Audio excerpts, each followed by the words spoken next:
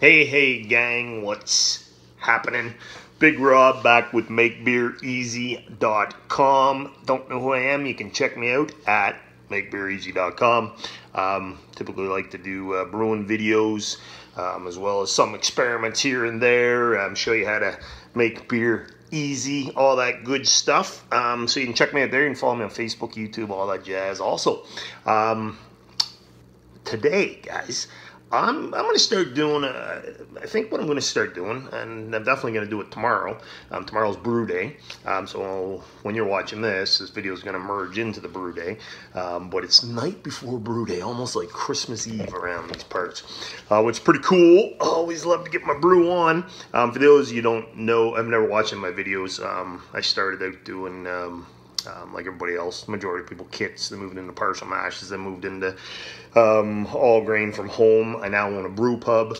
I brew on, I have two 1-barrel systems. We're about to actually expand it into 2.5 barrel systems, but I'll still have the ability to brew on the 1-barrel systems if I so desire.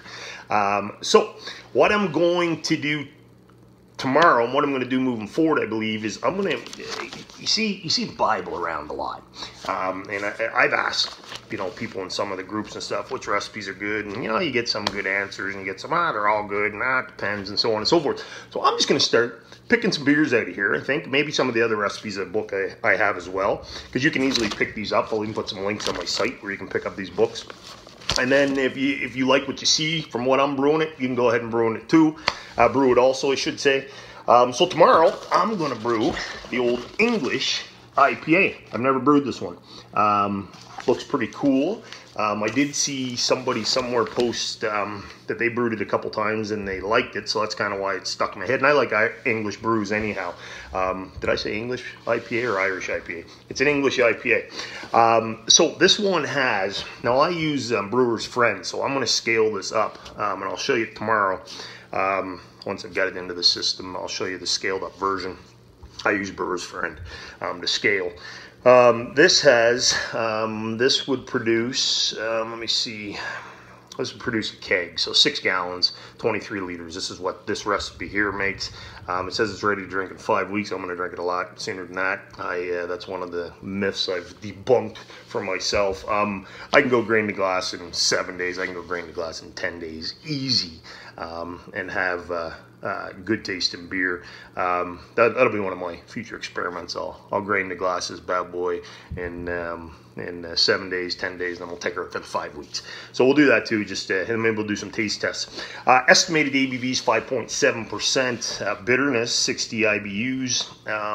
Color rating, I don't even go by this. This is EBC, saying 13. So I don't even use EBC.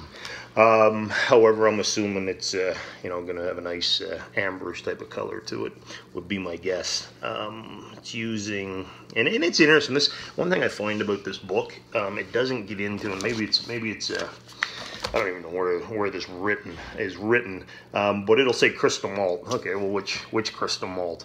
So I'm going to figure that out tomorrow when I'm going through using Brewer's Friend to figure out how dark a color I want it, and I'll figure out what crystal I'm going to use. It uses 5 ounces of crystal in this size recipe. It uses 12 pounds, 9 ounces of pale malt, which for me I'm going to use, I don't know, I'll probably use two-row. I could use Maris Otter. I'll probably use two-row on this first time around. Uses hops, uses 2.5 ounces of Challenger, 1.5 ounce, and that's at the start of the boil. How long does this boil? Let me see, what's it say? Mash 1 hour, mash times 1 hour. So we're gonna boil for an hour too. I don't see where it says anything different. So we're gonna boil for an hour. Start of the boil, we're gonna do the Challenger 2.5 ounces, and again, I'm gonna have this scaled up. But if you're doing it at home and just producing the 6 gallons, that's what you do. Golding, I'm gonna probably use East Kent Golding because that's what I know I have on hand at the pub. 1 1/4 ounce, last 15 minutes of the boil, and then another 1 1/4 ounce of Goldings at flame out. So as soon as you turn the heat off. And then it's saying Proto Flock, which I use Orflock. In that last 15 minutes of the boil, just throw in, and you'll see that tomorrow if you don't know what that is. Just some basically just seaweed is what it is, but it's in tablet form. Toss that bad boy in there, helps clarify it. Let me see. And they use Ringwood Y Yeast 1187. I'm not. I'm going to use 04. That's what I'll use. So we'll see all that tomorrow. Just wanted to give you a heads up, guys. I'm going to probably mill my grains tonight. I might. We'll see. I may just wait and do it in the morning. And big brew day tomorrow, guys. So I'm looking forward to it. See you guys tomorrow, which will be about 5 seconds from right now for you. So see you then, guys. Talk soon. Bye-bye. Yo. Back again, guys. So it is morning, about 20 after 8 a.m. Atlantic Standard Time. I like to get an earlier start, but I have my kids and have to drop them off at school and such. So I have inserted last night in the Brewer's Friend, hopefully you guys can see that, the recipe. So I'll read it to you because I'm doing again the 1 barrel batch. I gave you the ingredients if you wanted to do a 6 gallon. This turns out to 35 gallon finished product, a little more than 1 barrel. I'm using 2-row. I'm using Crystal 40 is what I decided to go this time. I like the SRM on it. Gave me a 5.12. Might go darker next time. We'll see. As I said, the base was 2-row, 73 pounds of 2-row, which is interesting. It's 97% of the grain bill. This is going to be interesting. Anyway, we're gonna roll with it. I typically 80%. I kind of like a little better, but we're doing this recipe from the book, so we're gonna do it. Sticking with the plan. 2 pounds of Crystal 40L. Northern Brewer 12. I'm using Northern Brewer. I can't remember what the recipe called for. I didn't have that hop, so I'm using Northern Brewer, which is an equivalent. I used a little less to keep the IBUs around the same. 7 ounces of the East Kent Goldings. That's what I'm using. Instead of Goldings, I'm using East Kent because that's what I had on hand. 15-minute mark. That goes in, and then again at flame out another 7 ounces of East Kent, and I'm using 04. So what I'm doing to help, because I'm doing 1 barrels, what I do to help get the mash going a little quicker is I use warm water to fill it up. We've got outlets here that will let me fill it up faster, but that's really cold water. So typically I'll actually heat it up the night before. Didn't do that last night for whatever reason. So I'm using hot tap water, so that'll get the temperature up a little higher. That'll fire the bad boy up, get the heat cranking on her. The mash temp's supposed to be 149, so I like to take it up. About 25 degrees higher before I transfer it over. So this is a 2-vessel system. If you've seen some of my other videos, you know what we're doing here. But it's a 2-vessel system. Hot liquor tank to start, mash tun. So I transfer about 25 gallons over into the mash, dough in, which you'll see, and then it recirculates between the two. Once the mash is over, the hot liquor tank then becomes a boil kettle. So I transfer all the wort back over here to the boil kettle, and then we go into boil. So pretty efficient system. I like it. I'm getting about 70%, which I'm fine with that. That's cool. So that's what I got, guys. Be back soon for I'm going to go mill some grains. So that's what I'm going to go do now. Maybe I'll show you some of how we do that. I think it's the Monster Mill. That's what we have. We've had a couple, but I think we're running the Monster 3. I think that's what it is. We'll take a look when we're in the mill room. That's how you mill grains, boys and girls.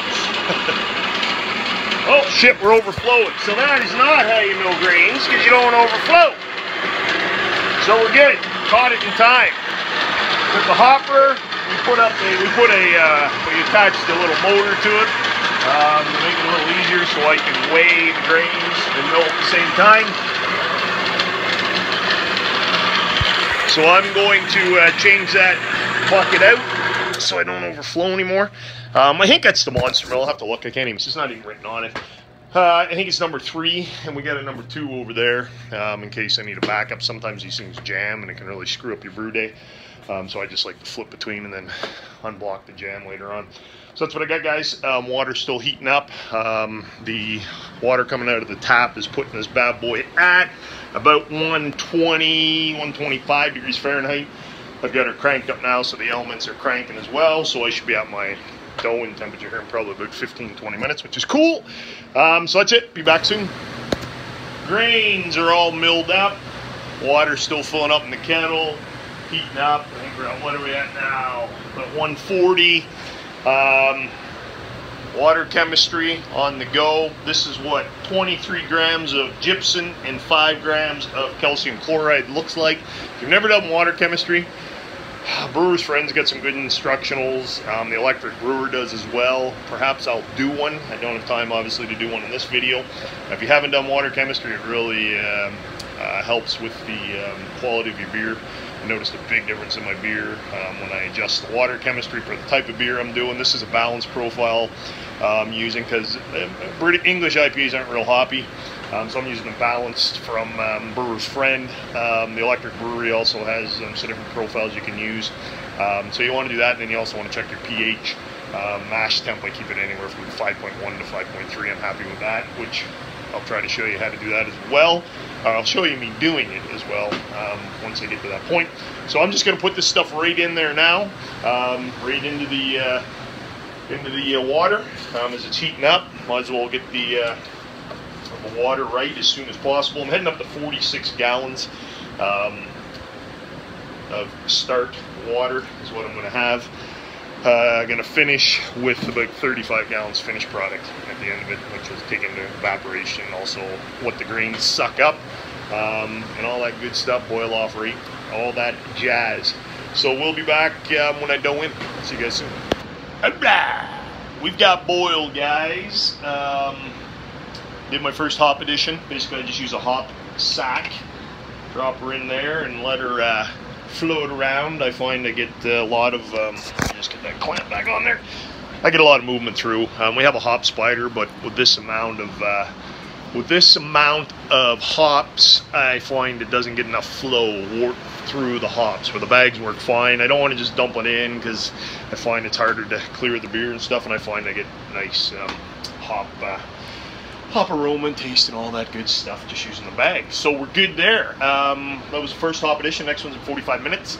Basically on my system, I crank the power down to 80 to get the type of boil I want, and I drop that down to about 217, just keep it above the 212 mark. And that's it. We're boiling. Talk to you guys soon. All right, guys. So I'm getting down close to my second hop addition. Unfortunately, I'm going to have to shut this video down a little earlier. I just got some stuff going on, so I'm not going to be able to get back to the video. But we're almost going to second hop addition, where I'm also going to drop some Wurflock up in there as well. For one barrel, I use 3 tabs. I'm then going to chill the wort. I use Blickman's plate chiller. Works okay. I have to run it through on itself back into the pot for about 10 minutes, and then I can transfer through the wort chiller directly into the fermenter. Shit, that's been filling up. I'm lucky that hasn't overflowed. Getting sidetracked here. Got my fermenter filling up here with some Star Sand. That's a 1 barrel. So then I can transfer directly into that. I'm going to use 04 for the yeast.